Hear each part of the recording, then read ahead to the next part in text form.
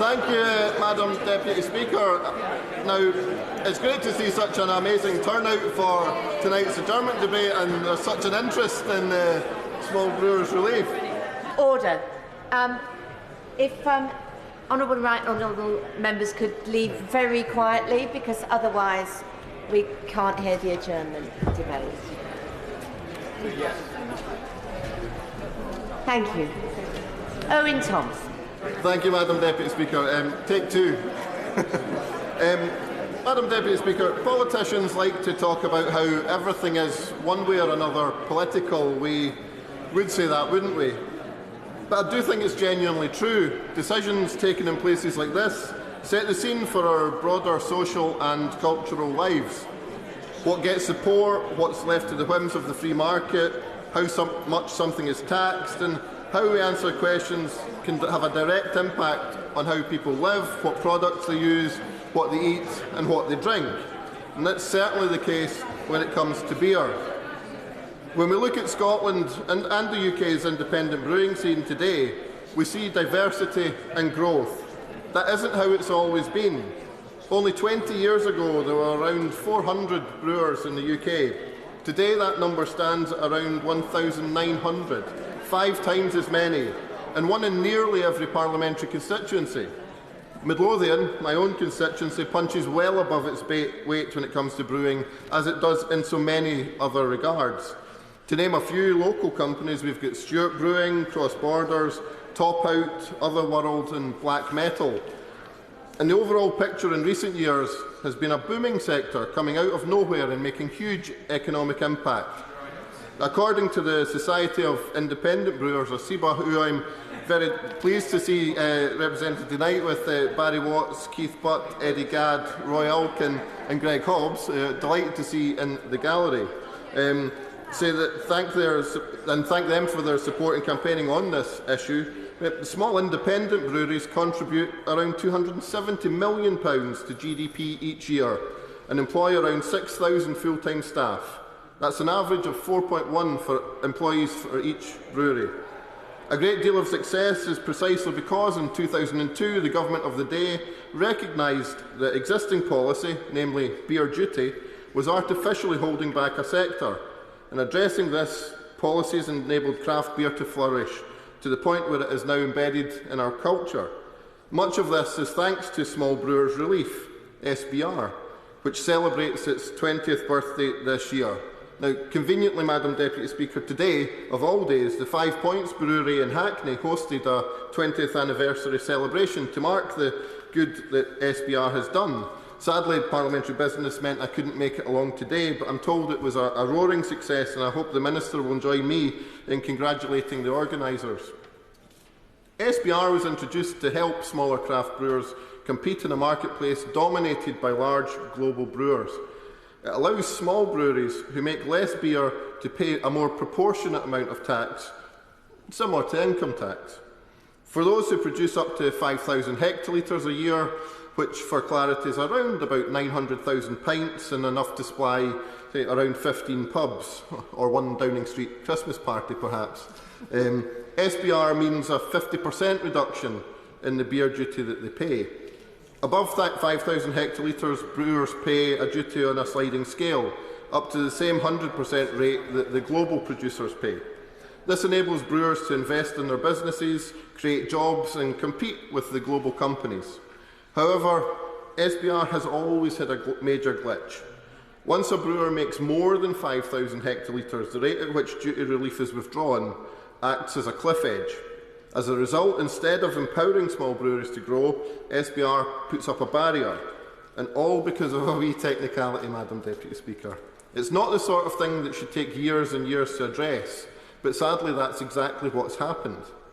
As far back as 2018, the Treasury announced a review of SBR to address this cliff edge. Since then, brewers have been barraged with a review in 2019, a technical consultation in 2021, and a call for evidence on alcohol duty system, and a consultation on yet another new system this year. Would my honourable friend give way? I'm very grateful to my honourable friend for giving way. And I think there were a number of us discussing this matter back in November 2020.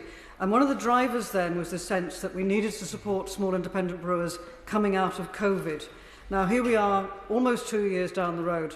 We need to support them in relation to COVID, and we need to support them in relation to energy. I think that need to incentivise support from this government, and we all agree how important these are to our communities as well as to the economy. Now, just as much as it was then, if not more so, we would look for a welcome response, a supportive response from the government. Thank my honourable friend for that intervention, and I think she makes an excellent point, and I am going to come on later on to talk a bit more about some of the issues that businesses are currently facing in regards to energy costs. Can I thank, first of all, the honourable gentleman for Midlothian for giving way. In my constituency of Strangford, similar to the honourable ladies, we have breweries. In particular, I'm reminded of the Bullhouse Brewery, Greengraves Road in Newton Ards, a local family business who do an incredible, produce an incredible product which sells well, but it's a small brewery and it really is in that category. Without the assistance of Brewers Relief, there's no guarantee that our independent brewers will be able to survive.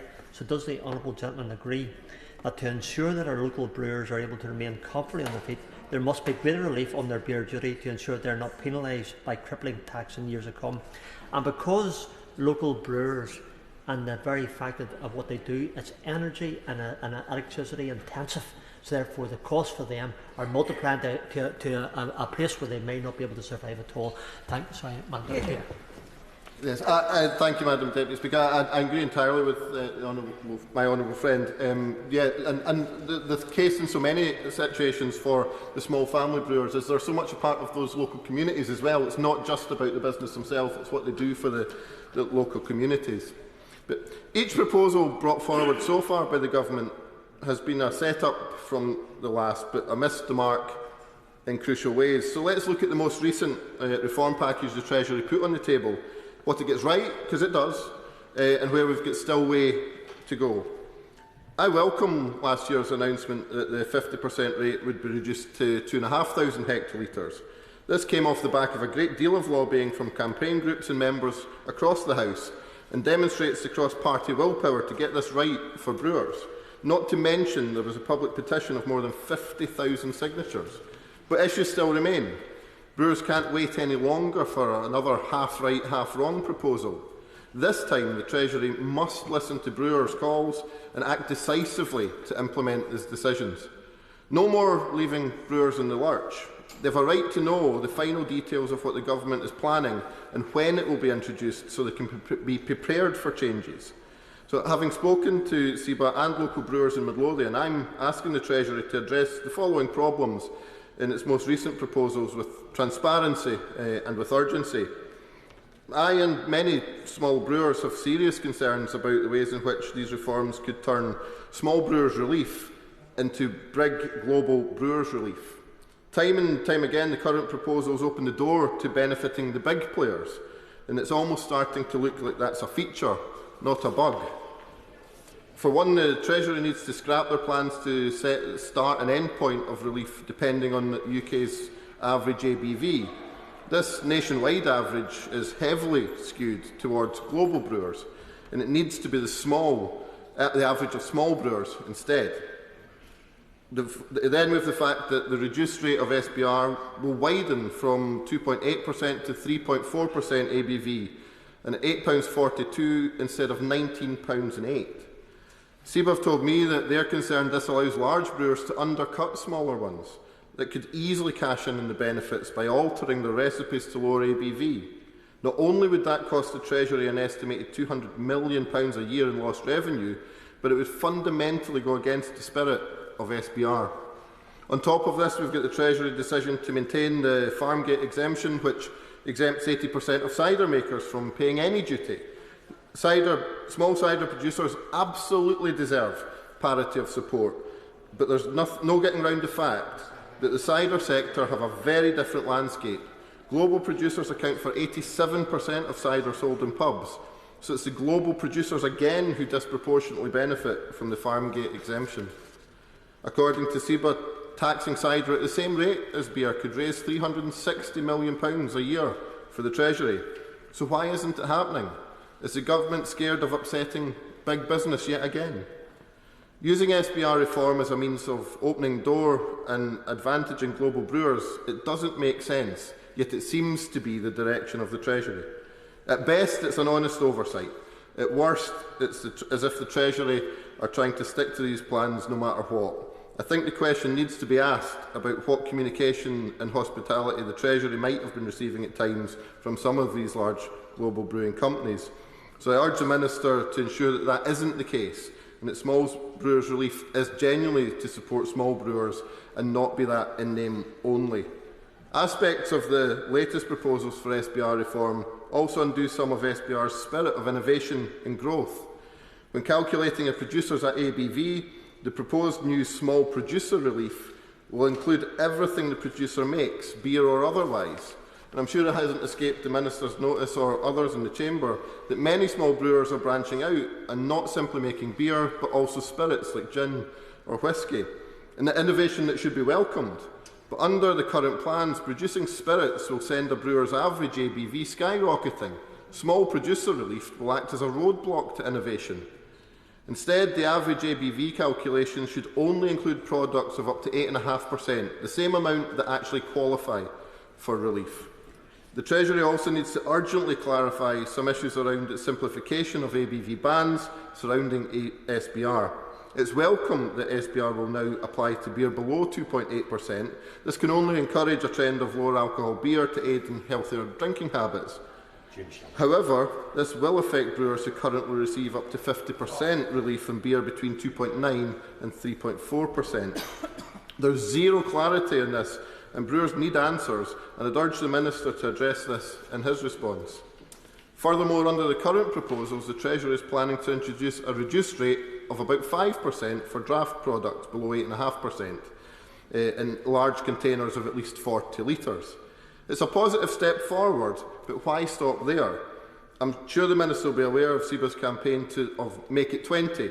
Small brewers and community pubs often use 20 or 30 litre containers to keep the beer fresh, and even some of the larger pub chains are using these size of containers because of the freshness of the product. So will the Minister commit to expanding the reduced rate to include these size of containers? Go on, prove it that the Treasury does actually care about the wee guys after all. It's his chance. And crucially, the Minister needs to guarantee that this full SBR, by ensuring that the relief fully applies in cash terms to lower rate, main, higher and the draft products rate so that small brewers can continue to compete. Now, on top of this, Madam Deputy Speaker, the way in which small producers' relief is calculated is a completely untested system. Rather than using a simple percentage, brewers will have to consider different cash reliefs at different alcohol bans, based on hectolitres of pure alcohol. It's unnecessarily complex and could act as a cash cap, once again discouraging brewers from innovation. Brewers don't need solutions to these issues, they just need it to happen now. But frustratingly, the delay and confusion have been the name of the game so far. Firstly, brewers were promised an announcement on the final details of SBR reform before the summer. But it would appear the government's been a bit busy over the summer to have got around to it, so it never happened. And I hope the Minister will take today as an opportunity to give a long-awaited update and maybe even a date of publication for this.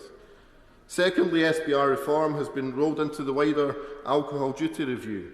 Small brewers can't wait for this review's findings, so I hope the Minister will listen to calls for reform to be progressed on its original timetable for February 2023. It isn't good enough. The urgency of supporting the brewing sector is possibly more serious now than ever before.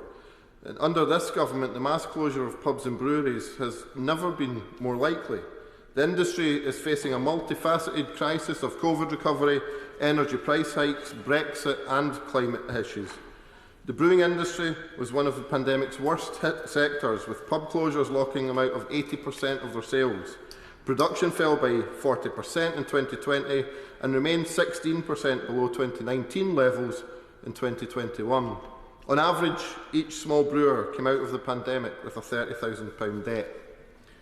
The Scottish Government's Brewer Support Fund did provide millions of pounds of direct support for the sector, but there was no equivalent from the Westminster Government, whose wider package of hospitality support failed to include hundreds of brewers, and as a result, the UK lost 160 active brewers during the pandemic and has lost between 40 and 60 this year. And yet there's a growing consensus in the sector that the current crisis is far more worrying than even the height of the pandemic. Skyrocketing energy bills are putting brewers' futures at risk. One Midlothian brewer told me that their electricity bill was currently triple what it had been just a year ago, an unimaginable £90,000 a year, and they estimate that by next year that could reach £180,000. Another local brewer is paying £21,600 more on energy this year than they did last, almost enough to hire yet another new employee.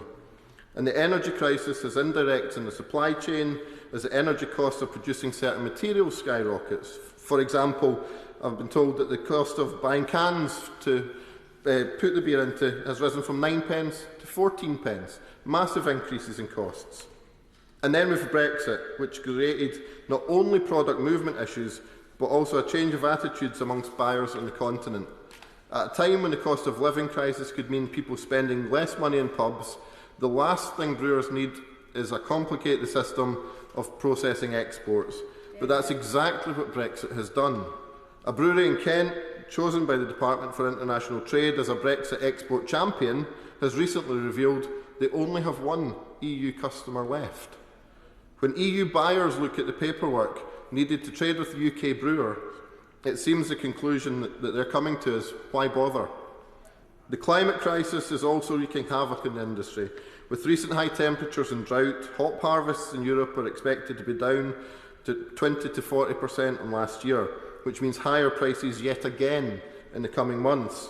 And as if that picture wasn't worrying enough, there's yet again another shortage of CO2, a key part of the brewing process, again partly due to energy prices. Now, Madam Deputy Speaker, there are glimmers of hope, and I've seen them when speaking to local businesses throughout the summer. Many are responding to energy prices and CO2 shortages by installing green technology to help with renewable energy generation, storage, electrolysis and CO2 recovery. The Government might not engage with long-term planning to adapt to a crisis, but local businesses in Midlothian certainly are. They're turning on the dial in the green revolution in the place that matters most, their own backyards. But this kind of long-term investment is exactly that. It's long-term. The upfront costs can be prohibitive for many, yet government funds like the Industrial Energy Transformation Fund are again aimed at larger businesses. Distilleries benefited from £11 million to help them go green, so I'd be very grateful if the Minister would consider further steps to help small and medium enterprises like small brewers to cover the upfront costs of some of these innovations. I'm here because of Midlothian, and I'm here to fight the corner of its residents and businesses. That's why I've been talking to local businesses over the summer to understand the issues that they're facing in the midst of this crisis, and it's why I'm standing here today to communicate these ministers to the Government. It's how the system's meant to work. So it would be a huge failure of this system if the Treasury were to shrug its shoulders and plough on with the poorly thought out plans regardless. Midlothian's blessed with many independent brewers, and they're a huge asset to the local economy, as well as the community and its culture. But the Treasury's current proposals for SBR reform seem to put global producers first. They undermine innovation and incentive to grow, and they don't go nearly far enough to support these valued businesses throughout the energy crisis, which is existential for many. The back and forth of years of fiddling with SBR simply has to end. What we need is for the Government today to act, to give brewers clarity on what reform will look like, to address the concerns about SBR reform benefiting global companies and discouraging innovation, and to deliver urgent support for energy bills and switching to green energy production. That way I hope we can continue raising a glass to our independent brewers for years to come, because they give so much to all of our communities. Thank you. Robin Miller. Thank you, Madam Deputy Speaker. Can I first congratulate the honourable member for Midlothian for securing this debate. This is an issue which is important, and I